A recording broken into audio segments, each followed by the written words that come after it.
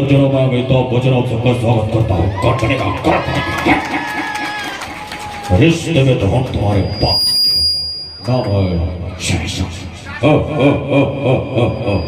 और भाई साहब देखे, लहरों से चलकर नौका पार नहीं होती, लहरों से चलकर नौका पार नहीं होती, कोशिश करने वालों की कभी हार नहीं होती। एक बार जोरदार ताली बजाओ फिर। चलिए आइए, आप सबके साथ कहा जाता है कि ढोंग की जिंदगी जीने से बेहतर है ढंग की जिंदगी। कि ढोंग की जिंदगी जीने से बेहतर है ढंग की जिंदगी। जब किसी के घर जाओ तो अपनी आंखों पर इतना काबू रखो कि उस घर में उसके सत्कार के अलावा उसकी कमियां ना दिखे, और जब उनके घर से निकलो तो अपने जुबान पर इतना काबू रखो कि उस घर की इज्जत और राज दोनों ही सलामत रहे।